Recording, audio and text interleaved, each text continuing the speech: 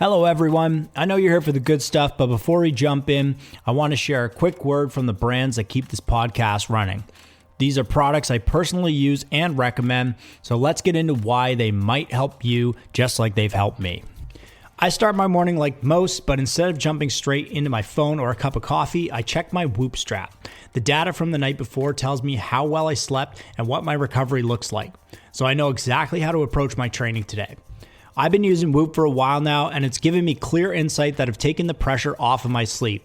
No more stressing about hitting perfect numbers. Instead, I can focus on the actionable insights and train smarter. After a quick glance at my Whoop recovery score, I know today is a solid day for pushing myself, so I grab my ATP Labs Pure Essential Amino Acids and a scoop of MyoPrime Creatine. This gives me the fuel and nutrients to start the day strong. I've been using ATP Labs for a while now, and the quality of the products really stands out, especially when I need the best for recovery and performance. The essential amino acids and creatine keep my energy levels up throughout my workout. I dive into my first coaching session on Trainerize, which is my go-to platform for tracking client progress, program delivery, and communication. It's the one-stop shop for everything I need to run my business, and it allows me to stay connected with my clients no matter where I am. It's how I deliver customized programs and track everything from daily check-ins to long-term progress. I'm able to keep my clients engaged, and I can see exactly what's working for them, which helps me deliver better results. By mid-morning, I'm heading into my workout. Today's focus is strength, so I head to the gym, but I always make sure to have my ATP Labs Alpha Jack on hand for a little extra energy boost. I've tried other pre-workouts, but this one gives me the right kind of push without the jitters, so I can stay focused and power through my sets. Post-workout, I throw down a serving of ATP Labs Supreme Beef, and I know I need to recover properly, so I also take Synerzinc and Neuroprime to support my nervous system and aid muscle recovery. ATP Labs just covers all the bases for me. Plus, their products are backed by quality and science, which gives me the peace of mind knowing I'm getting the best. In the evening, as I wind down, I turn to Bioptimizer's Sleep Breakthrough and Magnesium Breakthrough. Now with Bioptimizers and the insight from Whoop, I can relax and let my body do its thing. My recovery is on track and my mind is clear. I sleep better, and it all cycles back into better training, better performance, and better results. For all these daily products that I use, you can check the links in the show notes and the discount codes to apply them to your daily benefit. Thanks for sticking it out through the ads, and now let's dive into the episode.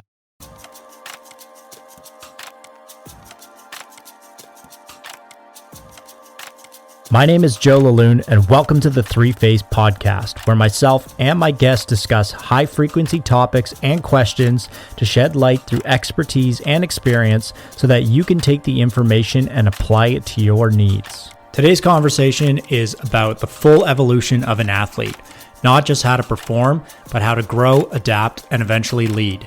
My guest today is Malcolm Chase, a former high-level lacrosse player, coach, and the founder of RPM Lacrosse. Malcolm has lived every phase of an athlete journey, developing as a young player, competing at the professional level, building athletes as a coach, and now advising and mentoring the next generation of players, coaches, and programs. In this episode, we break down the athlete arc, what it actually takes to move from athlete to pro to coach to advisor. We talk about identity shifts, the mindset required at each stage, the mistakes athletes keep making, and what really separates the ones who last from the ones who fade out. If you're an athlete trying to level up, a coach building systems that actually work, or a parent trying to understand the long-term path, this conversation is packed with insight. This episode is brought to you by Built for Lacrosse Strength and Conditioning, a complete performance system designed specifically for lacrosse athletes. Strength, speed, conditioning, durability, built to transfer to the field, not just the gym. If you're serious about improving your game, you'll find the link in the show notes. This episode is also sponsored by Bioptimizers. Bioptimizers produces a wide range of high-quality supplements that support performance, recovery, digestion, sleep, and overall health, all built with clean ingredients and real science. Links and recommendations are in the show notes. And this episode is sponsored by ATP Labs, clean evidence-based supplements for athletes and high performers who care about performance, recovery, and long-term health, without fillers or hype. More details are in the show notes, and now let's dive into the episode. The Three Phase Podcast is starting now. So, Malcolm, thanks for joining us today for the Three Phase podcast. How's your day going? Uh, Thanks, Joe. Day's going great, man. It's Yeah, busy as usual, but yeah, I've been looking forward to this and a little bit nervous. My first podcast, man. So I'm honored. nothing to be nervous about. We're just hanging out, having a chat. Where are you joining us from? I am in Bradenton, Florida, Okay, nice. just north of Sarasota, about an hour south of Tampa, Okay. the And you've Gulf. been there for a while? I have. I started coming here years ago down to Lakewood Ranch. I was coming down here with 3D Spring Break. 3D Hmm. Lacrosse was having a spring break event. They'd invite schools from all over the country to come in and train for the week, and then they'd set up games at night to be able to compete with each other and get those teams ready for their season. And over the years, just started like falling in love with the area. Every time I came down, I discovered a new place, a new beach, Hmm. um, and had a few friends on the ground here. And obviously, as we discussed, IMG Academy, Yeah. it's like down the street. I can get there in about 5 minutes. I've got a bunch of friends and clients on campus there as well. So that relationship has blossomed nicely as well over the years.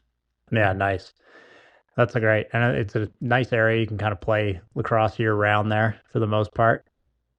Yeah, for sure. I mean, I think that's one advantage, to this area, and there's actually right now the IWLCA Intercollegiate Women's Lacrosse Convention was going on this week, and they have their huge recruiting tournament. And they've Hmm. usually we're just at IMG and then Premier Campus in Lakewood Ranch, which is where we were doing our spring break event. That would serve as overflow. And now they've got so many teams. They've got all their freshman girls up in the Tampa area, Wow. and then they've still got Lakewood Ranch and IMG. So it's just blown up to this huge event, and Wow. pretty impressive, indicative of like this area, and obviously to your point, like the weather conditions being ideal. Hmm. But also, I think we're slowly turning into like a little hotbed here. We're starting to see some progress with some local teams and some clubs going out of region and being really competitive and winning some Hmm. points. Yeah, it does seem like that. And I mean, I love obviously seeing the game grow as much as it has, and to see it kind of spread a little further and wider is pretty great to see, especially in a region where like Florida as a state was maybe not really considered a lacrosse spot, definitely more football. But to see it kind of broadening out a little further and to get to these other corners of the country is really cool. Yeah, I agree. It's we get a lot of football kids in our youth program, and it's always like barrier to entry. I don't know if this is a lacrosse podcast, Joe, but Yeah. Well, that's yeah, a good time for an intro for you. So yeah. There you today go. I'm joined by someone who's lived every phase of the athlete journey. So he's been a competitor, a pro, a coach, and now an advisor shaping the next generation. Malcolm Chase is known for RPM Lacrosse, among lots of other things, an elite player development and bringing a unique combination of energy, skill, and mentorship to the sport. And Malcolm and I met a long time ago. I was in high school at this point, and I was traveling around doing like combines and sort of tours of schools and things like that.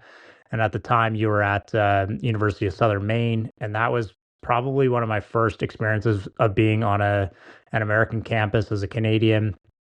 Seeing what the difference was like from Canadian schools and universities to what the difference in accessibility to coaching and strength and conditioning and facilities. And so that was a really like eye-opening moment for me, and I knew it was something that I wanted to pursue, whether it was in the U.S. or Canada. But you were really one of my first touch points when we went south of the border. Well, that's cool to have been that person for you. Um, Obviously, went back north of the border, Yeah, I did end up going north of the border. Yeah, like a kept it lot in like a lot of Canada. my Canadian teammates from Whittier. A lot Yeah. of guys end up going home. Some guys stayed in California for a while, but Hmm. yeah, I get it. I went home to Maine myself after living going to school out there, so Yeah. I get it. There's no place like home. Yeah, yeah, Yeah. and it's I mean there's other obviously factors which I'm sure we'll touch on today too is like, cost of school and cost of being abroad and all those kind of things. So, my first question for you is when did lacrosse specifically first click for you and what really drew you into that sport specifically? Yeah, I mean, I started late. It was high school. I transferred into North Yarmouth Academy in Yarmouth, Maine. They didn't have a program in my middle school. I'd been around it, and I'd used the lacrosse stick before. I always thought it was so cool, just the Hmm. kind of the gnarliness, the grittiness to the game. Yeah. Just like the frayed tape and the shooting strings, and just and then like seeing commercials and seeing like just glimpses of it, like NLL Hmm. on ESPN2.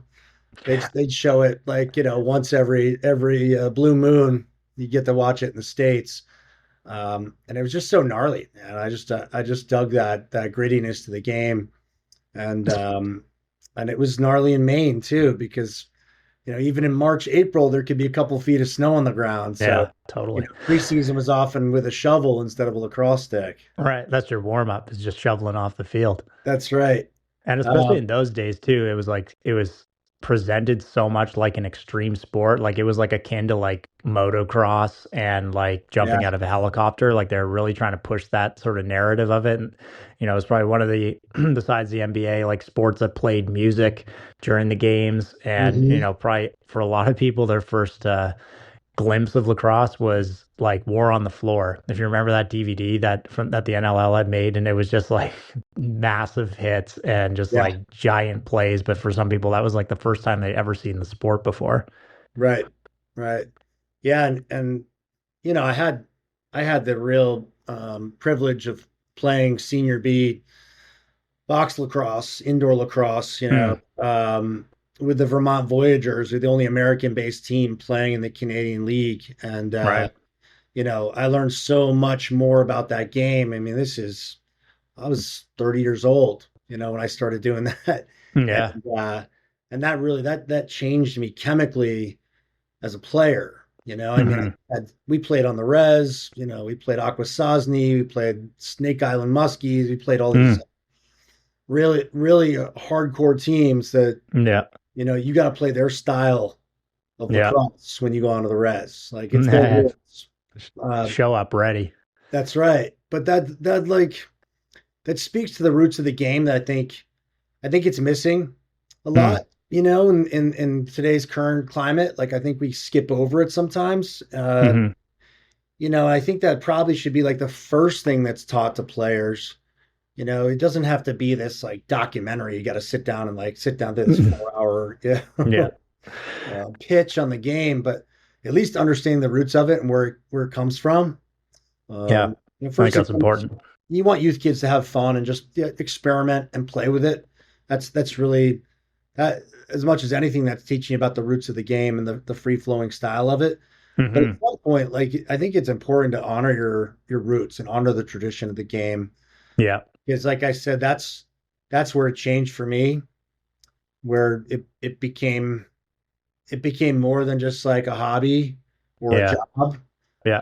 It was something I took much more. It was a more spiritual thing for me Hmm. for that. And like, we throw the medicine game around, as a moniker, but really it is. And I've I seen think it it's true. Yeah. firsthand. Yeah. So, yeah, that was how I got introduced to it, shoveling snow, wearing bean boots to practice. Yeah.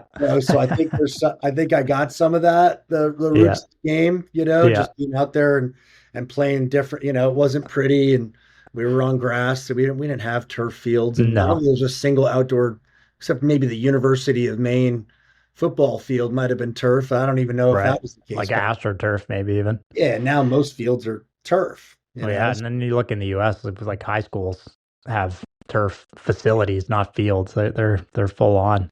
Yep. What type of athlete were you growing up? Like when we talk about like work ethic and strengths and weaknesses, what were some of those characteristics that you had as a young athlete?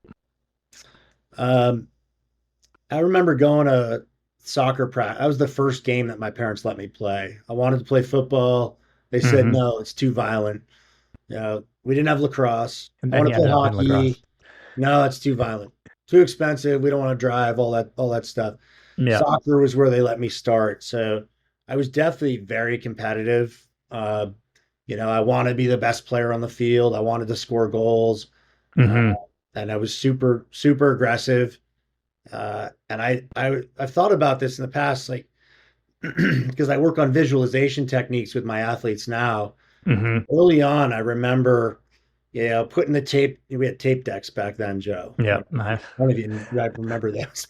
For me, I grew up. I did not 8 tracks, although I saw them in my parents' collection. But I had cassette tapes, and I remember putting in like a cassette tape of Guns N' Roses or whatever would get me Hmm. fired up, and actually like visualizing plays, like Mm. visualizing success in my soccer games when I was 8, 9, 10 years old, Hmm. like fired up and drinking Gatorade and like all the things I tell my athletes to do now, pre-hydrating, Hmm. just those Hmm. little things that maybe is foreshadowing. I Yeah. was a little bit ahead of the game, not realizing what I was doing. And it But kind of came to you naturally. yeah, I loved competing. I love getting after it. I like the I like the idea of one player being able to. I always played team sports, Hmm. but I like the idea that you had a role and like you could carve out a role on a team that Hmm. would be really impactful if you embrace that role. Yeah. And And could shift the pace of the game, or it could shift the yeah, outcome of the game too. yeah. I think it took a while to understand how to make players around me better. Hmm. That took a long time, but early on, I think that piece of it for me about being competitive, like being fierce, like just bringing your best to every Hmm. competition, because like once a week, Saturday mornings, once a week, Yeah. Yeah. you got to wait the whole week. It's not like club sports today. Kids get to play so much. Like, Yeah. that was your go. Right. You had a Yeah. bad week. You had to, because not everything goes well. Like you got to suck it up and wait till next week to get back out there, for retribution. Yeah, for you too, like your personality and stuff, that's probably a good dynamic for you, where you can build up all your angst and energy during the week and let it loose on Yeah, Saturday. yeah, yeah, exactly. Was there a coach or a moment that changed everything for you early on? Ooh, lots of coaches, Yeah. lots of. Were you exposed to good coaches in Maine? That's probably why I became a coach, Yeah. because I had so many great influential coaches. Um, that first coach he was an attorney, Yeah. volunteer dad. Yeah. But man, he showed up like a professional. I mean, he had a clipboard. He'd draw plays out for us. Mm. I don't think he knew what he was doing. I don't think he played soccer. No, He but was, you just a showed up. successful attorney, and so like he just brought that same discipline to our team. Hmm. So that was pretty cool just to see the organization to it. Yeah. If we And wanted, early on too, like even if it wasn't yeah, perfect, he was still showing up and putting his, best effort and forward for everyone to see, and probably, I mean, obviously had an impact. yeah. Well, I mean, live and die by the sword, right? Like Hmm. if everybody's wrong, but we're all doing the same thing, well, then we could be right. Yeah, totally. We can still have success, And at that age too, if you're like 1% more organized than the other side, you right? probably are going to have more success than they do. Yep, yep. What about after him? Was there any other like major coaches that really stand out to you as someone that you even like modeled some philosophies after? Yeah. I, my high school coach, he was old school. He played lacrosse at Ohio Wesleyan. Um, it's been like, geez, he must have been back in like the 70s, I think, when he played. Hmm. And back then, Gritty era, yeah, real yeah. gritty era. I mean, body checking was encouraged. Yeah. Well, now it's like you gotta be careful how you do it. And, everything's a 3-minute non-releasable penalty. If Mm. you graze their helmet back then, that was rare. Yeah. You'd have to Yeah. really, really nail somebody to get called for a penalty back in those days. Violence approved. Yeah, yeah. And but he believed in me, you know. I think that was initially where, you know, I was playing soccer and hockey. You know, really believe in the, you know, the multi-sport athlete. Hmm. Um, you know, that was just what we did back then. We didn't specialize because there were no club teams to play Yeah. on. Yeah. So you played three sports if you wanted to stay busy Hmm. and keep And out of competing. trouble. Right, and out of trouble for sure.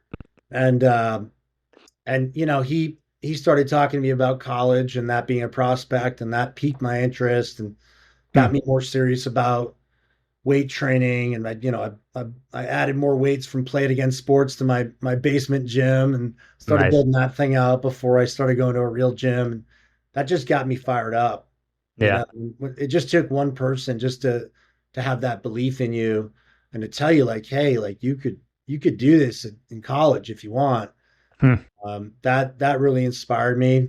And because you know, Maine kids, they still don't get their fair share of looks. Yeah. The talented kids up there, but it's not a traditional hotbed. Right. So college coaches rarely go up there. You know, it's getting better, and they've got some great programs too, but that have come a long way. Still, by and large, I mean, still Maryland, you know, Hmm. Philly, New York, Long Island. Tri-state. Yeah, I mean that's where most of the coaches go. Most of the kids still come from, and there's something to be said for tradition. Hmm. So, yeah, Barry White. Barry White. He's Shout out his Barry name. White. Yeah. So appreciate Coach White and all that he did for me because that kind of started it all. Nice. You I know? think there's probably something like nowadays too, is like with those smaller beds with media being so accessible, it's almost like you would have had to get a camcorder, same thing for me. Like we'd had to be filming, like actually having someone come and film for you. Yeah. Now it's like, you get your buddy to pull out the phone and shoot some video of a practice and you could put together a highlight reel on your phone Yeah. and send it off to, University of Denver Yep. recruitment, Yep. and you get a better chance to get a little bit more exposure. But for a long time it was just like, who are you getting in front of, because that's the only way to really get seen. Yeah. I mean, and I think, you know, I still write recommendations for players to this day. Uh, Hmm. but back then, I mean, that word of mouth mattered even more. You know, Yeah. like you really trusted Vouch. your colleagues when they made a recommendation, like they meant it. Yeah. Yeah. Um, What were some of the earliest habits or lessons that still show up in your coaching today? hmm.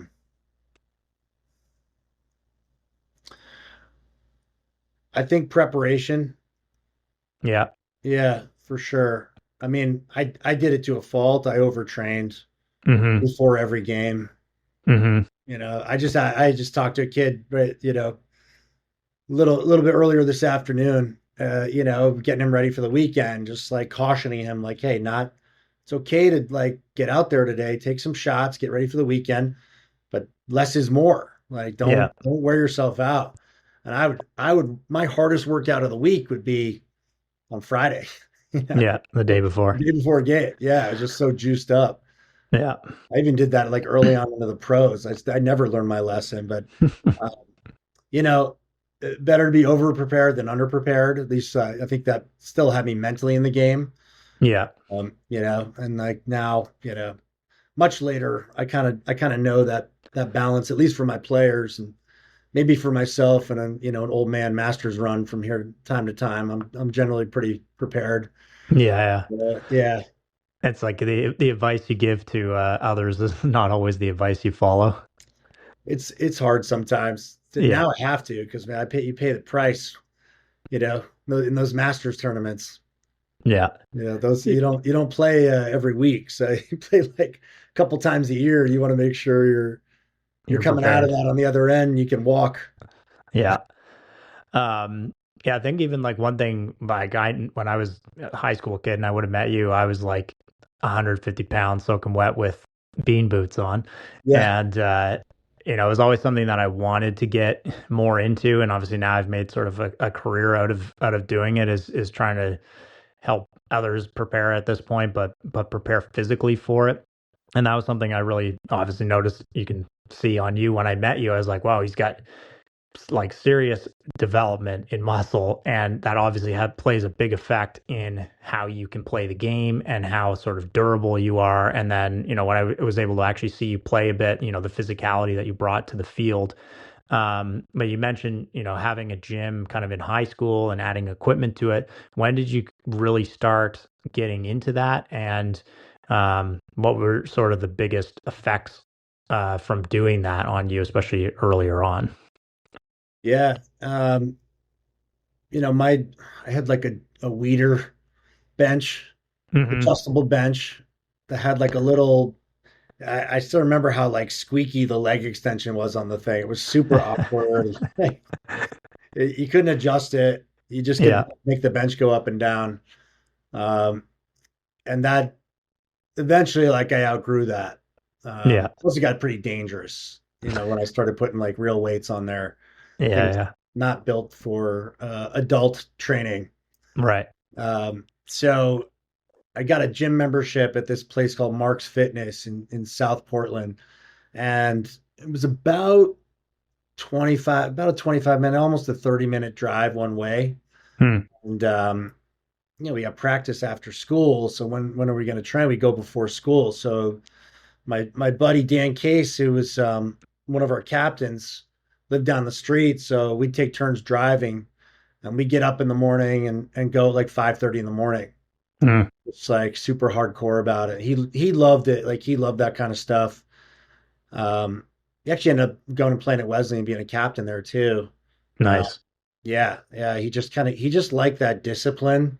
I don't think Hmm. he was as gung ho about the game as I was, but he Yeah. liked the discipline of it. So that's a perfect training partner. Yeah. And Totally. Just got to make sure you get there every time. yeah, yeah. And then we just like race home, grab protein, quick shower, head to school. Yeah. But that was really cool because Mark, forgot Mark's last name, but awesome dude, bodybuilding background.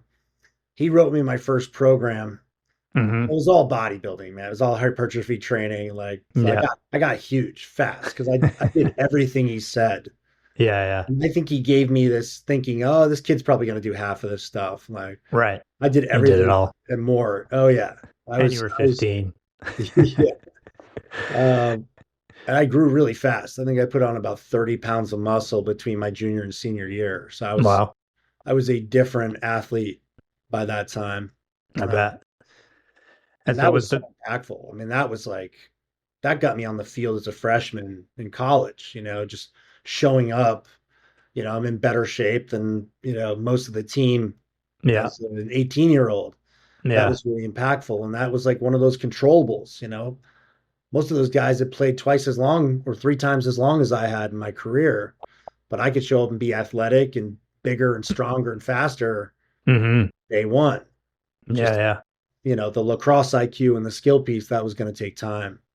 Yeah. You're like ready out the box, which definitely gives you those opportunities of like a more or less a walk on freshman, or at least like an opportunity to be like the coach looks down the line and sees everybody's gas and says, all right, Malcolm, you're not breathing heavy, get back out there. And you just Yeah. get more reps. And then it gives Yep. you more exposure, more opportunities for coaches and teammates to be like, yeah, that guy's ready. We want him on the field because Yeah. he's here and he's ready to do it. What do you think the like early on was the feedback loop? Because like as a 16-year-old, they don't want to get up till 10 o'clock in the morning. So to get up at 5:30 in the morning, like you probably need a really strong feedback loop to like keep doing it. Obviously having a good training partner plays a big role in that, but what do you think it was that was like, I want to do more of this because it is like providing me X? Dude, even to this day, I mean, the gym is my happy place. Yeah. I love it there. You got to drag me out of there. I never want to leave. Like it's just to me it's fun. I mean, you feel great. Your body feels the best it's going to feel all day. Hmm. Um, blood circulating, you're warm, muscles are loose, you're getting an endorphin release. Hmm. Um, and you see it. I mean, it's a social place, right? You're seeing people, Yeah. catching up with friends, saw a bunch of buddies, fist bumping guys, saying hello to people, catching up. Yeah. Well, there's girls there. I mean, especially as like a teenage boy, but to be honest, at any age, like doesn't Yeah. hurt to have pretty girls at the gym, Keeps coming and, back. it keeps you coming back, keeps the members renewing their memberships. And but seriously, I mean, it I love being there. So Yeah.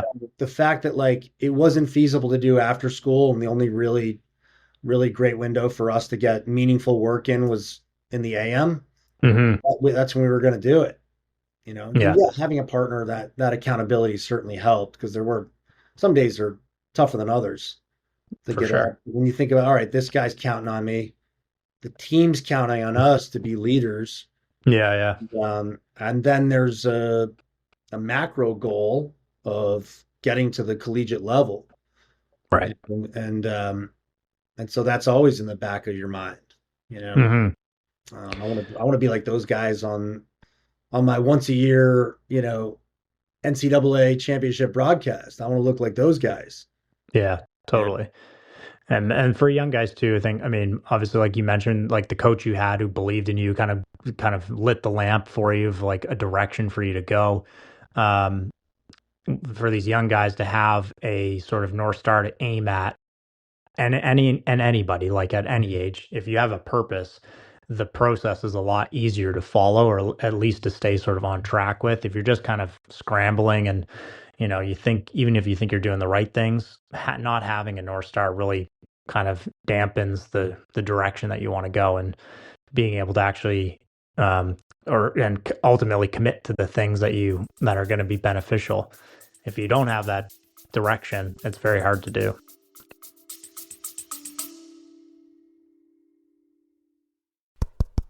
Hey, thanks for listening to the episode. Sorry to interrupt. Just wanted to remind you that you got discounts for Trainerize, Bioptimizers, Whoop, and ATP Labs in the show notes.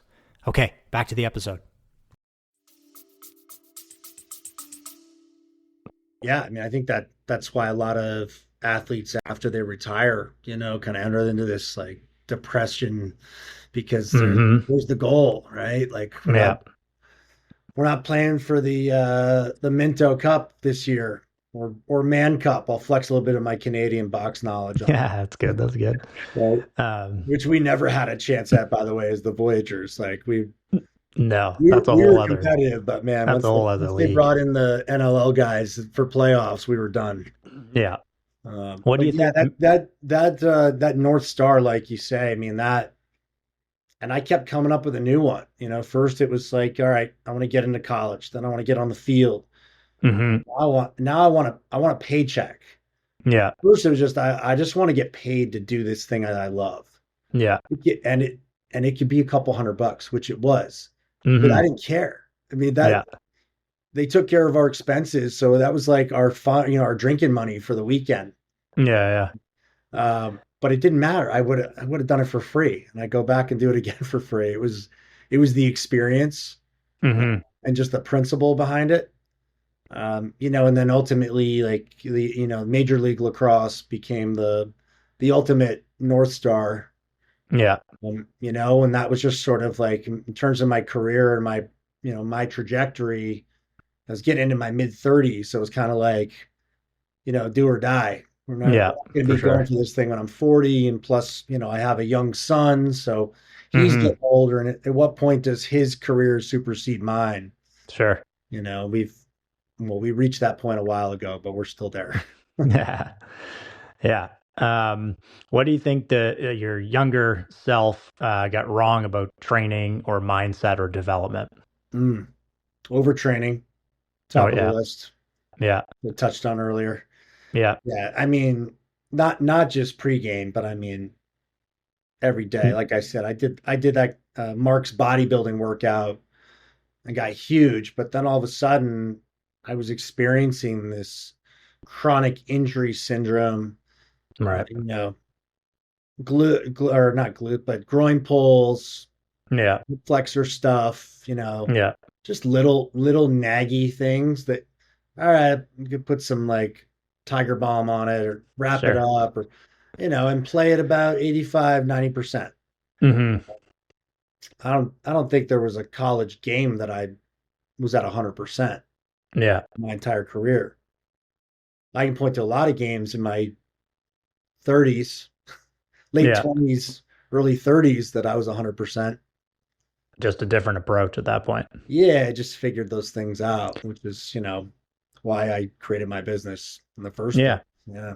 Yeah. I think it's obviously like telling of the era and stuff like that too. And also I even found for me like the what you had access to, you'd have like one guy who knew how to work out and hopefully he would help you out. Or there was like, one person who ran like for me it was a hockey program and that was like my first real exposure to some good training.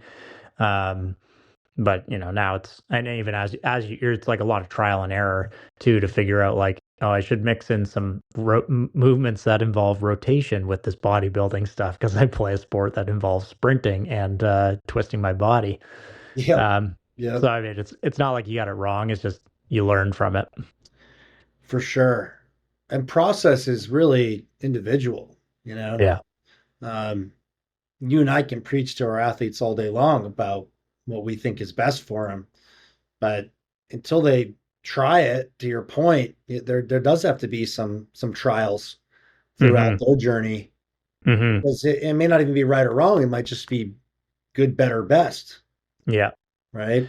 And I, the I best is, think. I think that's where at the top of the pyramid, like that's really where it's it's tougher, but also, when you get to a more elite level, it's imperative that you discover those things. Mm-hmm. Those are the game changers. That's that, 2 or 3% better than the next guy that's going to make a difference at that elite level. Yeah. I think good coaching too, as much as what the result you'd like to get from the athlete is, you're kind of almost like the guardrails on the bowling lane. You're guiding them towards the right answer without telling it to them directly so that they're like, "Oh, I figured it out." And you're like, "Wink, wink. Yes, you did. Good job." But you've kind of just, bumped them along in the right direction so that they get where you kind of ultimately know they should get it, and they trial and error their way there, but they've got the guardrails up, or you got the guardrails up for them. I love that, man. I like it better than training wheels. Yeah, training wheels is it's too infantile. What Right. advice would you give a 15-year-old version of yourself? I'm sure this is something that comes up a lot because you work with lots of guys, so you probably are giving similar advice, and it's just flipping the shoes around. But what would you give yourself that 15-year-old advice? Uh, Take your academics more seriously. That's going to keep Mm. a lot of doors open, Mm-hmm. and better to have more options you say no to than only a couple options that you have to say yes to. Right. You don't have to, but then you're out of options. Yeah. You've, That would be one. Um, pay more attention to recovery. yeah. You value that recovery piece more. Mm-hmm. I didn't I didn't sleep a lot. I think that's still my weak point, frankly. Yeah. Like I think that's one of the and like I've got dozens of books on sleep. Yeah. Watched all these videos and all these experts and all that. And I know this stuff and I preach it every day. That I think that's always been my weakest point. Mm-hmm. You're younger, you can cheat it a little bit. Yeah. Get away with it. Yeah, but still, I think that could have been a difference maker as well, especially over time. Yeah. Kind of add up. That's a lot of what I convey to my athletes too. Is that look, we're building this foundation one brick at a time, right? So Mm-hmm.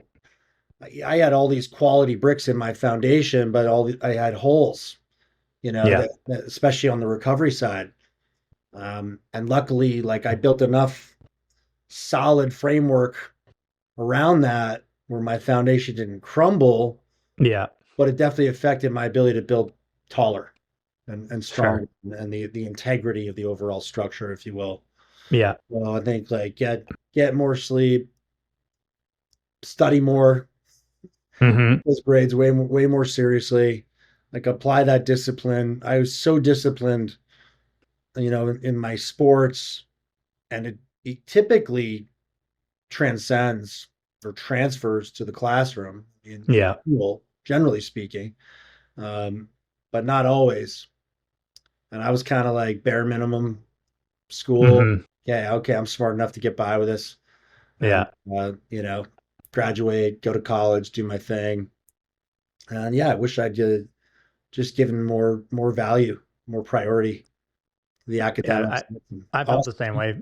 I felt the same way for me too. It wasn't really till my like grade 12 year where I was like, had made the decision that I was going to go that I was like, oh, I should put a bit more effort into this yeah, because it would, again, like you said, like open more doors potentially, give me more opportunities.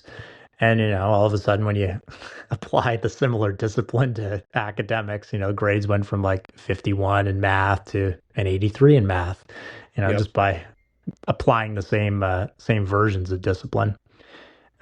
What's a mistake that young athletes keep repeating, other than like the recovery and sleep stuff or academics? Is there something that you keep seeing coming across your desk where you're like, man, I'd love to just nip this one? Well, I think they're playing too many tournaments. I think there's this, I don't want to call it an epidemic, but Mm-hmm. we're getting there with the club Yeah. sport scene. Yeah. There's this belief that like, well, you just play more and you're going to get better. Yeah. When that's not necessarily true, because if they're kind of look at it from a couple different angles, but just from a movement perspective, if you're developing, compensations, asymmetries in your patterns, uh, Mm-hmm. any type of deficiency, and you're not addressing that between competitions, Yeah. you're just exacerbating the problem, right? It's Yeah. just a snowball effect. Well, that's going to come to a head. Mm-hmm. End up in a much more serious injury if you're not feeling it already. Yeah. The other side of it, just from a skill development standpoint, and perhaps even an IQ standpoint, if you're always looking at the game two dimensionally, right, whatever's in front of you, and you're not taking enough time to reflect and figure out what you need to improve on, and then developing that skill in a much more digestible, bite-sized chunk, if you will, um, then you're doing yourself and your team a disservice. And I think I see that that's pretty prevalent. I had a kid he was at like 30 events this summer, and he's a stud, and he's going to play college ball, and we're trying to get him to the best school possible, and he's on board. Like we're training, and I'm trying to like slow him down a little bit.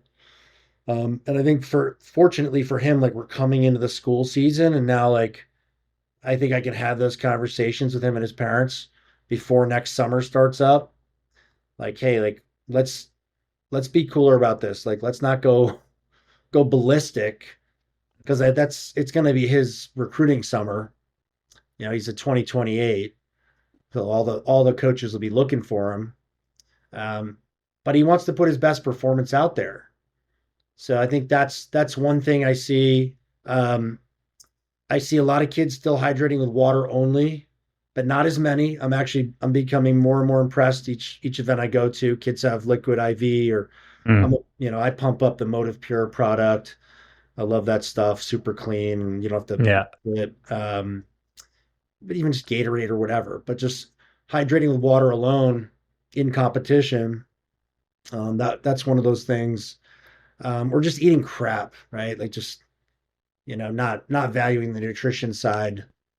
Uh, Yeah. don't like don't take your kids to McDonald's or whatever. Like don't get them Hmm. all like greasy food in the middle of their tournament. Like that can be a reward at the end of the tournament, Sure. once the work is done. Yeah, I think that specifically kind of goes back to prep, being more prepared going into a tournament, which, it's a hard double-edged sword for parents. They're, running around and working, and then to also like prep food for the kid to go to the tournaments and things like that to be prepared. But I think it's definitely a gap. I think there's way more conversation about what needs to go into proper nutrition around practices and competition and post and pre bedtime and all that kind of stuff. I think there's better conversations about it happening, which is great to see. but it's like, the foundation analogy, that's like a window-sized hole in a foundation, and it's going to eventually come back to bite you. I think the first point you made is super interesting too, like time to actually digest the information. And I think like in your era, my era, like there were lots of gaps and there was off season. And like if we use the soccer example of like playing soccer once a week, how many moments on those other 6 days did you think about that missed slide tackle or that like ball that went over the crossbar? And then anytime you get to practice, you're like, I'm putting the ball under the crossbar every time I'm going to hit it. And Yeah. then the next Saturday comes around, you're like, okay, I've been practicing this for the last 4 days. I'm going to nail it this time. But Yeah. if you're just going from competition to competition, like you're really leaving a lot on the table because you're not giving time for development, even though it feels like you're developing because you're like playing the sport and you're practicing a lot. um I think that's a really interesting point. It's like there's no like nervous system reset time where you could actually, again, if you actually start to think about the sort of how we learn things and how those like neurons need to connect, if you're just always giving it input, there's no time for it actually to develop the way that it needs to develop to create a new pattern so that you are not continuing to make the same mistakes over and over again. Yeah, that's Right. super interesting. Yeah. No, I hear that. I think there's just looking at it from a tension standpoint, like tension on the system. So, and you said like that neural pattern, right? Like that's the key to it all. Yeah. So it's like if you're jumping in your car, jumping on a plane, like racing to this game, doing that whole thing, like I think this family in particular is really good at it. Hmm. They're hardcore about all their kids' sports, and like I love them to death. Like they're just awesome people. Yeah. Um, so it's hard to back them off because that's all they know. Like they're Go, in go, go. yeah, top gear all the time. Uh, Yeah. but understanding like, hey, that's giving them time to process Hmm. and decompress or unwind the top, if you will, Yeah. right? Yeah. Like that's where your best game's going to happen. Yeah. And I mean, some of the best athletes we've seen are multi-sport athletes because they have time to actually like not think about hockey and not think about baseball and not think about soccer and just do stuff that's different. And like when it comes to, what I spend a lot of time doing is like, if you're not necessarily trying to create total symmetry, but if you are just continuing to do the same motor patterns all the time, like you said, you're going to run into lots of overuse injuries. I mean, there's a reason, baseball pitchers have to take days off and they track how many pitches they throw. Like you Yep. can't just keep hammering the nail once it's already in the coffin. It doesn't do well for performance. Um, and there's been research forever backing up burnout. Like these kids who want to play a sport year round. Like there's been research since like I don't know the 80s showing that if you are doing the same thing for too long, the likelihood that that kid continues to do it into their teenage and sort of young adult years is massive fall off because it just you're going to accomplish burnout like it's something you're chasing. Yeah, the kids, the specialization thing, that's tough. And I worked at IMG Academy, and I have so much respect for how they deliver holistic high performance at Yeah. scale. Yeah, yeah. It's so difficult to do. The best colleges and universities struggle to do it. The US Olympic training centers, I'll just say US because I'm in the US, but let's say Olympic training centers, right? They struggle to do it. I mean, Yeah. they can be a little bit more in tune with their athletes and spend a little bit Mhm. of time because they have a longer process and they also have all day. Yeah, yeah. Yeah. But for kids, they have a finite amount of time for recreation and training. Um, and if if they're just playing one sport, they're not giving themselves that opportunity. One, the experience, but also just from, scientifically, like being able to transfer skills into your Yeah. game. um, and uh, I would say culture as well. Mm. There's a culture to each game, but when Mm-hmm. you play multiple sports and you can blend cultures into Yeah. your own personal game, like that, Mm-hmm. that's pretty cool. I mean, I'll give you an example, going from soccer to lacrosse. I mean, that's not a huge stretch. Yeah. Um, However, you know, one game you can't really use your feet in lacrosse. Rarely will you. Yeah. Occasionally. But when I had to kick the ball, I definitely had a little bit more skill. Yeah. More so like my footwork. Footwork. Yeah. I didn't use an agility ladder until college. Yeah. Yeah. You Didn't need know, to. now I got middle schoolers that, I have in the ladder, and sometimes younger. And, Mm-hmm. I didn't really need to. Uh, Yeah. my footwork was pretty sound because I played soccer for 11 years. Yeah. But then I started thinking more about and how I train my athletes, making it game situational.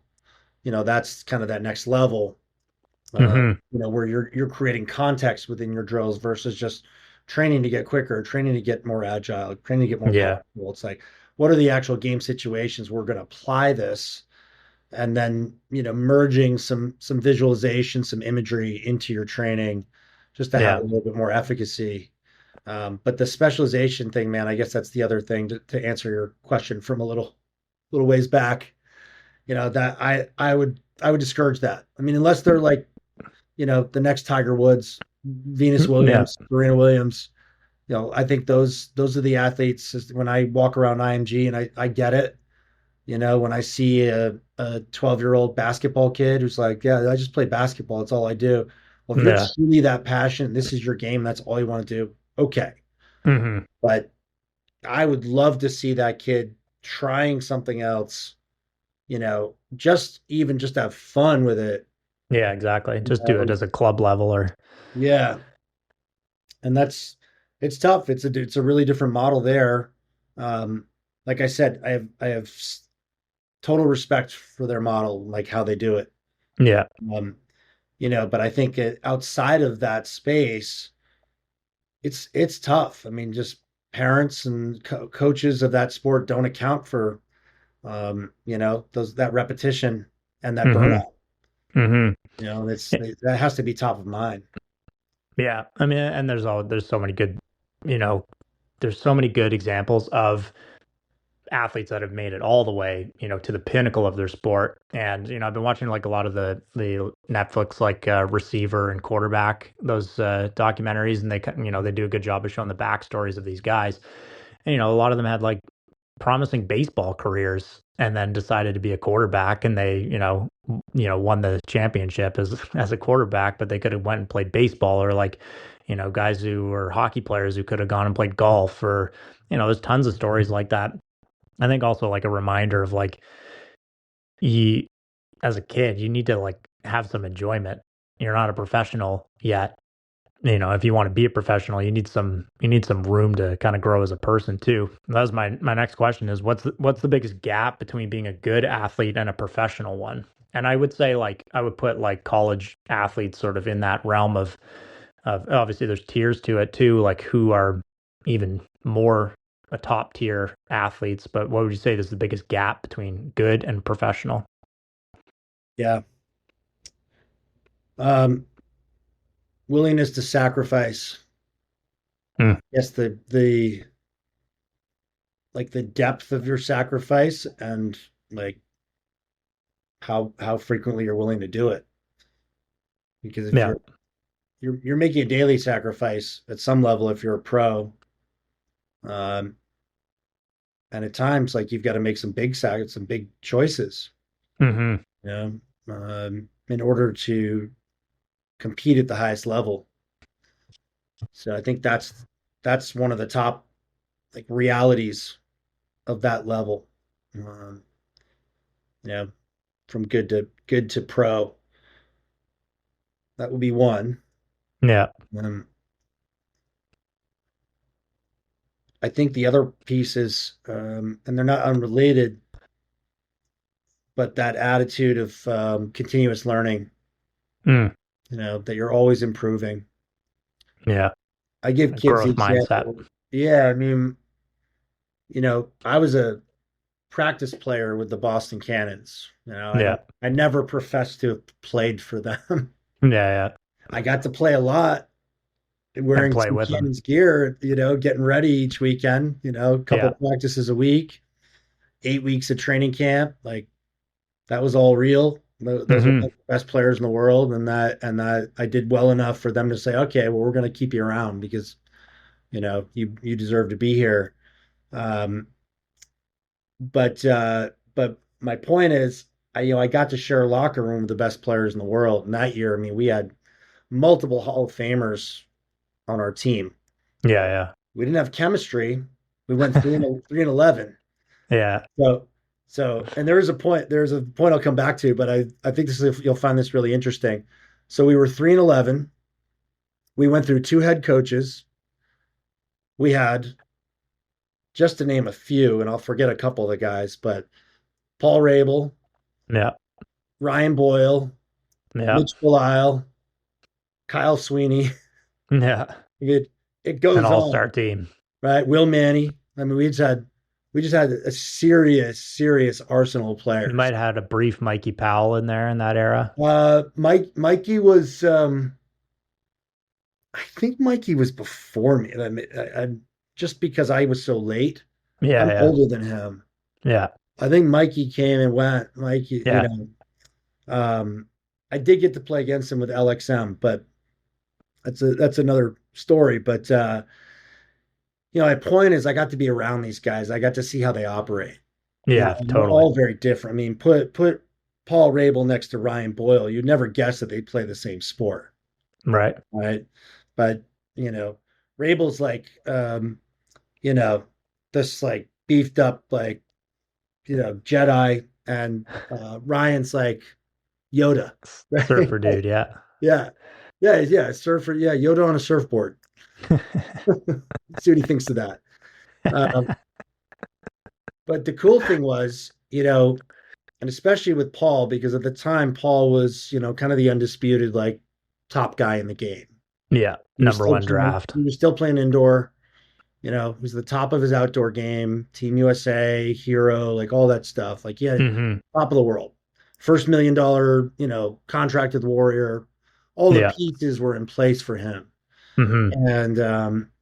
And so we connected because he's a weight room guy. I'm a weight room guy. Not everybody went to the gym back in that era of Yeah. the Yeah. well. Yeah. But he was still on the wall every game. Yeah. He was still getting extra reps, practices, games. Like he'd be out there just getting extra reps. Guys would be in the locker room, shooting the shit, whatever, like, catching up, getting ready to get after it. And not to say they weren't putting in the work during the week, but Yeah. back then, like very few guys had their own lacrosse brand or camp model or Yeah. collegiate coaching. Most guys were teachers or worked on Wall Street and Mm. had like full-time, 40 to 60 hour a week jobs. So Yeah. training was very limited in that era of Major League Lacrosse. And Paul was, creating the model for, I'd say, the modern day pro lacrosse player, right? Completely. Yeah. Here's how to be a pro lacrosse player and just have it be lacrosse. Yeah. Um, but he was always on the wall. And it was like, hey, well, that's the top guy.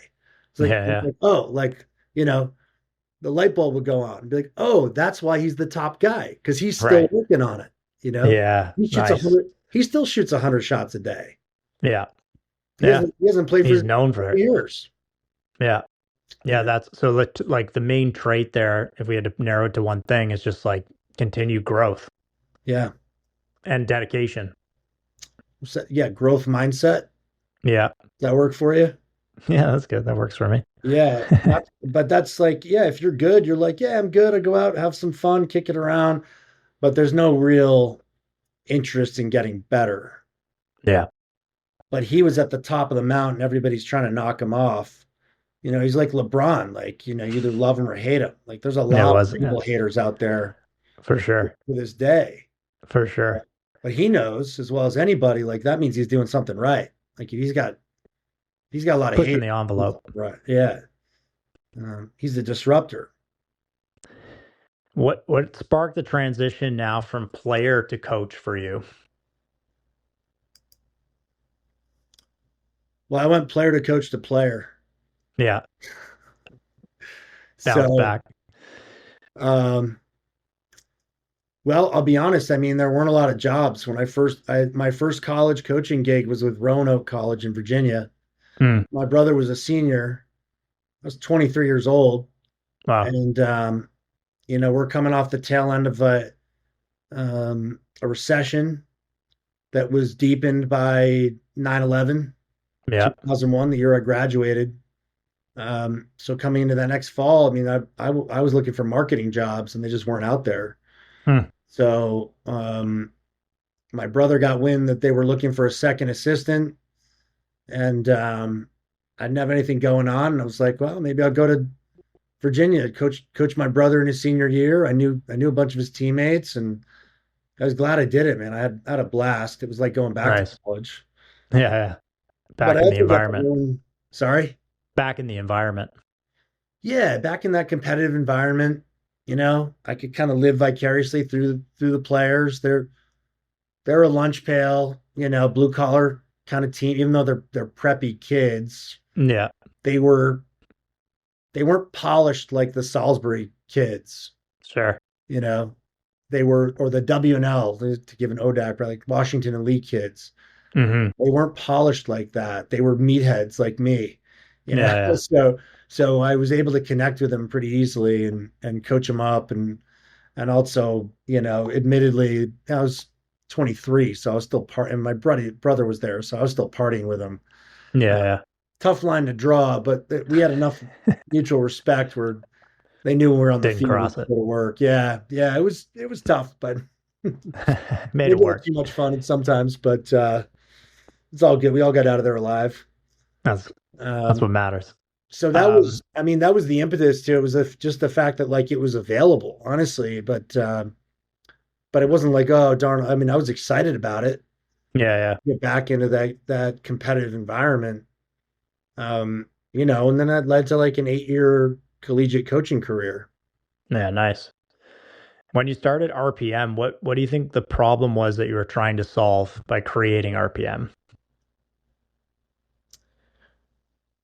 I wanted to do my best to help young athletes not necessarily avoid the hurdles because there's value in adversity.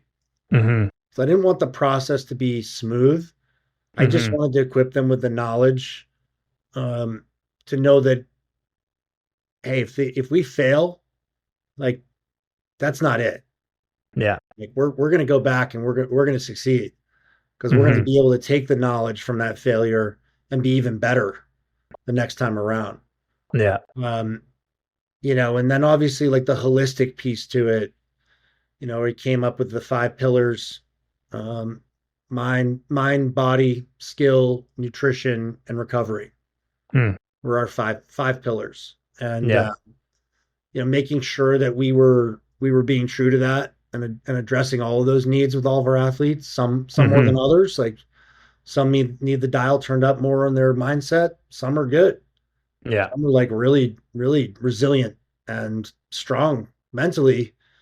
Um, they just need to get going on their training. Yeah. And that's Uh, where like for you to come in as the coach and recognize, which of these 5 pillars needs more work and which one is good and we'll just kind of maintain it. That I think that's a bit of a tricky thing with systems that just kind of get implanted on everyone. It's the cookie cut doesn't fit everybody and it's not necessary for everybody. Like you said, like somebody comes in with a really strong mindset. It's like, why are we spending excess time working on mindset when he needs to work on skill or getting stronger or better recovery? yeah. So like tailoring it, that's kind of what I'm getting down to is like tailoring the approach is critical. Yeah, and that's the toughest part, right? Because I think in my mind, I wanted to be this really successful entrepreneur and scale customized performance. Hmm. So I invested in this app and um, you know, built out this team of like people that I have a ton of respect for. I retained a mental performance coach. I had a registered dietitian on staff. I mean, I was all in. Hmm. And that was the most challenging part because I think we had people on that scale from your good to pro scale that maybe they liked the idea of being a pro, but they didn't like the sacrifice or they Right. didn't have that mindset that was required to tap into those different pillars and to sit with that Hmm. and truly look at, hey, I'm weak at this. Like I need to work, I need to spend time and allocate time working on this weakness in my game. Yeah. But that's uncomfortable. And not everybody's good with being uncomfortable. Like I want to go back over here where hey, mom and dad are telling me I'm good, I'm the man, I'm the best on my team. Right? Yeah, that's a challenge with being a good athlete too, right? Is everyone is always patting you on the back, and rarely is someone coming along and being critical, and like strategically critical with them to be like, "Hey, man, you are good, but you could be 20% better if you focused on these things." That's where you come in is a really important role to be an outside voice and say to them like, "Love what you're doing. Here's some opportunity. Like, let's clean it up." Sure. Yeah, and I think that's where you know, we grew. It started with me, and then I had, I would sub a couple of my favorite trainers from Equinox when I was Yeah. working in Boston. And that was probably when we were most successful. I think where I just had two or three guys that could come in and a girl, not just guys, Yeah. two or three trainers that could come in and help with classes and other products that we had through that first iteration of RPM that was like in a garage bay. Yeah. I look back on that as that's probably when I was happiest with RPM, Yeah. because I was in it. I was like, I was in On the the mix floor. with the athletes on the floor. Like, yeah, right. That's when you build those relationships. Yeah. When I started working on the business more, you know, Yeah. we we were pretty successful, by my own standard, maybe not by everybody's, but we scaled to a medium-sized business, 10 plus employees. I mean, we were doing okay, Yeah. but I don't think it was our most successful or most impactful period for Yeah. RPM because that's when we really started struggling with how we delivered. Mm. I was proud of what we created, the system that we created. We just couldn't get enough athletes into the system to make it make sense. Yeah. It had Mm. to be scaled back based on the level of customization that we're delivering to an amateur audience. Yeah. If we brought the Boston Celtics into the facility, okay, Like crush. that'd be different, right? Hmm. They would receive it a lot differently, Yeah. So that was challenging, but that's all part of the learning process too, So now I'm sort of like full circle back to, working mostly online Yeah. with athletes and more of like a performance advisor versus a trainer or a coach. Yeah. Yeah. I'm That's a cool organizing role. holistic pieces for them. Yeah. Yeah, I've kind of heard that story, like not I've heard of people who were like really in the business like that too, and similar story where they've like scaled out and then kind of came back around. And were like, this is where I want to be. Like I'm in the meat and potatoes here. I'm like down in the trenches with everybody, and probably like because you are building those relationships with these young guys and young athletes in general, is that you're getting probably more reward out of it, like seeing them grow and develop and seeing them, go to the next level and implement some of the things that you're sharing with them. It's probably a really rewarding feeling to see that happen. Yeah, for sure. I think, and especially like the high school athletes who are all, their goal is to get to college. I got invited to a signing last week. I mean, I've had Nice. hundreds of athletes signed in Yeah. my career. I've never actually been invited to one. Nice. Just, it's fine. Like I don't take that personally. I don't think I was disinvited or uninvited. I just think they just had it at school and that's what they did. And like, there's no expectation. But But maybe some this tighter young lady, relationships too. sorry. maybe some tighter relationships too at this point. Yeah, perhaps. And yeah, because now it's more like one-on-one, Yeah. less of the groups. So I think yeah, for this young lady, she had um she had a whole team. I was one of many coaches. Nice. I was like, oh, she had a nutrition person, she had a mental performance coach, and this is all piecemealed by her parents. Wow. It's Real really deal. impressive that they kind of figured it out. Mm-hmm. I'm not even the strength guy. There's a strength woman. Yeah. Nice. I am the lacrosse skill and IQ development coach. That's my role, which Amazing. is fine. I mean, that's like being on a team. I have no problem with that. Like, Yeah. Yeah. show me my role. I can play my role. Carve it out. Yeah, yeah. Make an impact. What's one thing that you think that, sorry, what's one thing athletes think they need, but they actually don't? Ooh.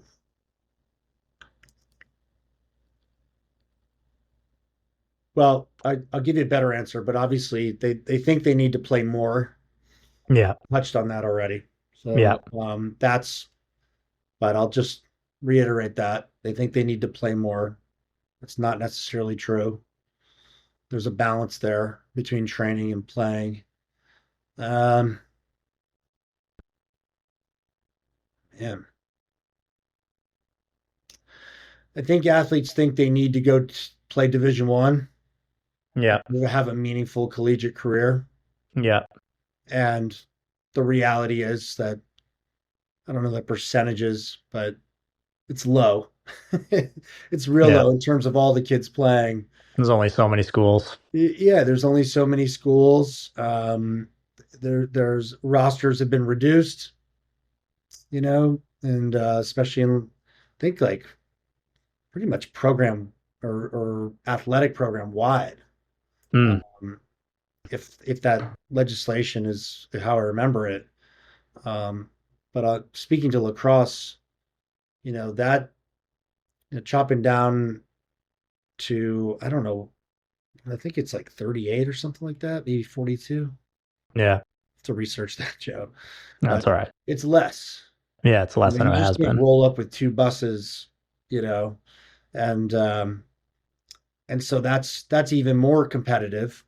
Mm-hmm. I think like is the most important point of all that. Numbers aside, it's increasingly competitive. There's more Yeah. kids picking up a stick, and there's less roster spots, especially at that level. Yeah. And there's this real misconception that like because you're the best kid, like in your small pond, Mm-hmm. you should go to Duke Yeah. because you scored 10 goals in a rec league. It's like, no. Yeah. Like, and There's also again, levels. it's the mindset, right? It's like, all right, you scored 10 goals. So now let's get you on a club team. Let's get you out of region. Let's have you go play kids from Maryland and New York. Yeah. Um, and then are you performing well there? All right. Well, Mm. is that double A competition? Is that the best of the Single. best? Yeah. Right. Yeah. And it's almost like viewed like a failure if you don't get recruited to a Division 1 school. Yeah. Even though there are so many amazing programs out there and like, you can come across the border, come north and play too. There's great ball to be played everywhere. Yeah. And then I think also you got to remember, like for these guys too, it's like you're a student athlete. So you got to tie in just because Duke has a great program, do they have the academic program that you're looking for as well? We have seen really good examples of guys who you're like, why would he go there? And then it's like, oh, well, the program that he wanted to take and get his education in was available at that school. And he was, lucky enough to be able to play a sport and get the program that he wanted at the same time. Like, could he have gone and played at Virginia or Syracuse? Like, yeah, sure. But he wanted to be in med school. Those schools don't have that option. He wanted to have a great career after playing lacrosse, which is fun and enjoyable. But you got to remember, this is corny to say, but the student comes first. Right. And so maybe you make a decision based off of that, not just because it's a Division 1 school. You got to remember there's going to be life after the sport too. I do hope there's a day when guys leave college early to go play professional lacrosse, not because Yeah. I want them to short their education. I still want them to get a degree, Hmm. have something to fall back on, but it will speak to the development of the game. Yeah. That's more importantly. Um, however, that's not where we're at. Yeah. Probably a long way off from that at this Yeah. stage of the game. So there's there's a guy that I came in contact with. His name is Mark Kosterer. He's Jamie Kosterer's father, who's the defensive coordinator at Johns Hopkins, Hmm. and he's a lacrosse guy and was integral in starting his youth program in upstate New York. I don't remember exactly what town he's from, but there aren't many towns that needed startups, and he was in one of them, and now Yeah. I think they've graduated and sent a lot of guys to Division 1 and the pros, um, and have a very storied tradition current present day. Um, and he founded a company called the Players NIL, and the reason I Mm. mention this is he told me it's something really interesting that I think the majority of NIL contracts are it's some silly number. It's like, you know, less than $100 or something. I'll just throw it out Oh there. yeah. It's not the $1 million deals. Right. The majority of them are like, yeah, throw something up on your Couple bucks. Instagram and yeah, we'll send you some product or, a couple bucks here and there. Uh, Yeah. More so like influencer agreements than. yeah, yeah. It's not tied to, performance and, being at a school for so long for most athletes. Again, it's like most athletes aren't going to play at an elite Division 1 school. So it's like, Hmm. what are you going to do during that experience? What are you going to do after? Yeah. So his business, the Players NIL, is pretty cool because he focuses on that bottom 98% rather than the top Mm. percent. So um, this isn't a shameless plug for him. He's kind of addressing the issue that we're talking about. What are you going to do after school? So he helps athletes a lot with their post collegiate career development and teaches them Yeah. how to network, how to build their own brand, how to stand out, how to Mm. communicate effectively. So some really essential skills that aren't typically part of your college curriculum. Right. Even though you may be paying good chunk of money to learn how to prepare for the real world, Hmm. he's giving you like solid like street knowledge and how to apply those skills in the real world. Right away. Yeah, so he's one of those folks out there that I have a ton of respect for. He's also a great lacrosse guy, just a good dude. Um, and so we're working on some of that together. Now that I've got a bunch of athletes out in the college space, Yeah. helping them With prepare the next step for too. Yeah. What makes a great mentor? uh, empathy, lots of failure, Hmm. lots of failure, lots of knowledge acquired from the willingness to try something without the guarantee of success, Mm. and being able to impart that knowledge. And that communication is key. But Mm. but communication is listening and speaking. So um, really difficult to be a great speaker, organically, not a speech reader. Yeah. A truly great speaker has to be a great listener. Uh, Hmm. so I think that being able to digest that information, process it, and say just enough. Yeah. You know, I fall in that trap sometimes. I think I say too much, um, because I care. Hmm. Ultimately, what I've learned through many failures is that, um, if we can move the needle a little bit, like that's momentum, and that's all we need to make big changes. Yeah. We just have to we can get those little successes. We don't have to, change the world overnight. Yeah. That Stack ripple successes. effect is very impactful over time. Yeah. What's the best advice you've ever given a young athlete? Ooh.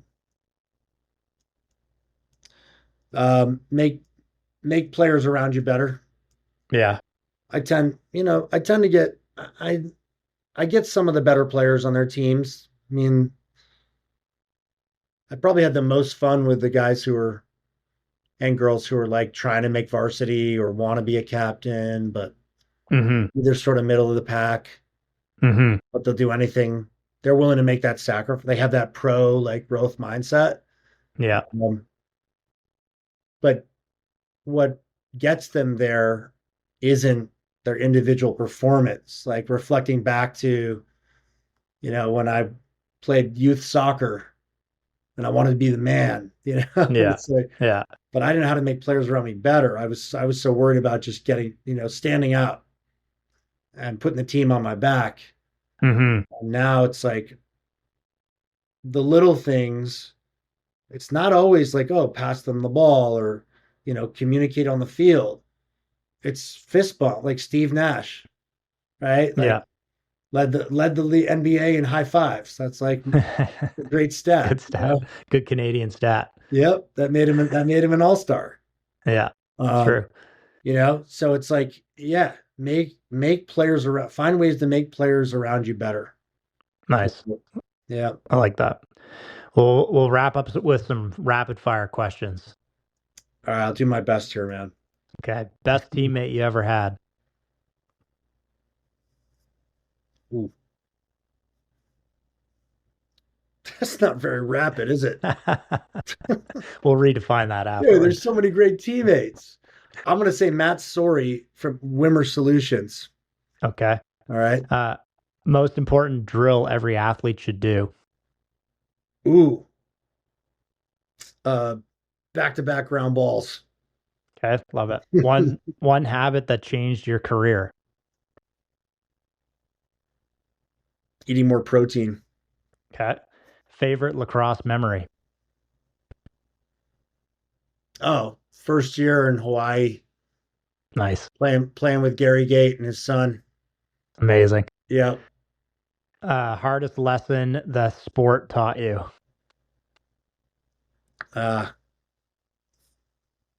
It's not as easy as it looks on TV. That's true. One book or quote you live by. Um,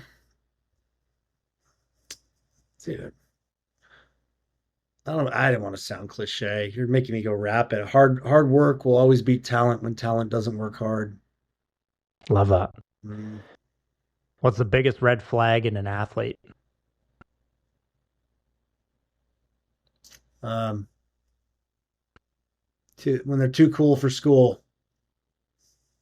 Yeah. Where can people find you? They can find me at RPM Athlete. That's my handle for all my social media, as well as here on the ground in Bradenton, Florida. Love And it. willing to travel. I've actually had some folks reach out who want to have me come into town and up in Wayne, New Jersey, Greenville, South Carolina. I Nice. used to travel all over the country for my long stick midi clinics. I love going in if people are interested in revamping, whether it's their strength and conditioning facility or their lacrosse programming Mm, and player development. mm, That's or even just defensive specialist stuff, like any and all of the above. yeah. Sometimes it's all of it, which is pretty cool. You get a lot of return on your investment bringing me to town. I'll help you rewrite the book. Yeah, and on my website, I started a blog, rpmathlete.com. I've just been writing a series on grit, Mm, nice. developing grit and sustaining grit, and also defining it, and like, is it even something we can develop? Mm, So yeah, I'm really proud of that. It's brand new. So I'm working on getting some subscribers and people interested in that. But even just the process of writing again has been really awesome and therapeutic. Nice. We'll try to help you get some more subscribers. We'll put the links in the show notes. So if you're on any platform listening to this, you'll be able to click in and see Malcolm's bio and all the links to connect with you. It's awesome, man. I really appreciate it. And we might have to get you across north of the border again. Bring I'd you love up to. this way. Yeah, anytime, man. Always Good. willing to travel. Awesome, man. Well, thank you so much for taking the time today to join the podcast, and you can listen to it on all platforms. Thanks for having me, Joe. And that's a wrap on today's episode with Malcolm Chase. This was a powerful look at the full athlete arc, not just the highlights, but the transitions and the hard lessons and the responsibilities that come with experience. If you took something out of this conversation, I encourage you to reflect where you are in your own journey and what the next version of you actually looks like. The game changes, roles evolve, growth demands adaptation. You can connect with Malcolm and learn more about his work through RPM Lacrosse, and I'll include all of his links in the show notes. If you enjoyed this episode, make sure you subscribe, share it with a teammate, coach, or parent who needs to hear it, and leave a review. It helps more people find the conversation. Thanks for listening, and I'll see you on the next episode. Thank you, everyone, for hanging in for the full episode. I appreciate you all. Quick reminder about the brands that make this podcast possible and the offers that you can take advantage of. These are products I use daily, and they help me perform at my best, recover faster, and stay on top of my game. Coaches, you know how hard it is to juggle clients' programs, progress tracking, and communicate. I've been there too. After years of grinding it out, I finally found Trainerize. It brings everything I need for coaching into one platform. Whether I'm onboarding new clients, scaling my business, or keeping people accountable, it just works. I've tried other platforms over the years, but for the last 3 years, Trainerize has been my go-to. It's easy for me to grow and for my clients to stay consistent. If you're a coach looking for flexibility and simplicity, check it out. Use the link in the show notes to get your first month with Trainerize for free. Here's the thing. Good sleep and recovery aren't optional, especially if you're trying to train hard, stay sharp, and keep up with life. That's why I use Bioptimizers. Magnesium Breakthrough and Sleep Breakthrough have been game changers for me. I've tried other products, but these ones deliver. High quality ingredients and noticeable results. If you want better sleep, digestion, or recovery, Bioptimizers fills the gaps your diet can't. Trust me, you'll feel the difference. Use the link in the show notes and the code 3FACE10 to get 10% off your order. I used to stress about getting perfect sleep, and ironically, it ruined my sleep. That's when I started using Whoop. Whoop gave me clear insights on my recovery, strain, and sleep patterns, so I stopped guessing and started optimizing. It created a positive feedback loop for better sleep, better decisions, and better training. If you want to train smarter and recover better, Whoop is the tool you need. Use the link in the show notes and get the device and your first month with Whoop for free. Nutrition is the foundation of performance. That's why I trust ATP Labs. From Supreme Beef to MyoPrime Creatine and Pure Essential Amino Acids, these products fill the gaps in my nutrition and help me recover faster, train harder, and perform at my best. ATP Labs uses high-quality ingredients you can feel good about, and you'll feel the difference. If you're serious about fueling your performance, check them out. Use the link in the show notes and the code 3FACE10 to get 10% off of your orders. Thanks for sticking it out through the ads, and we'll see you on the next episode.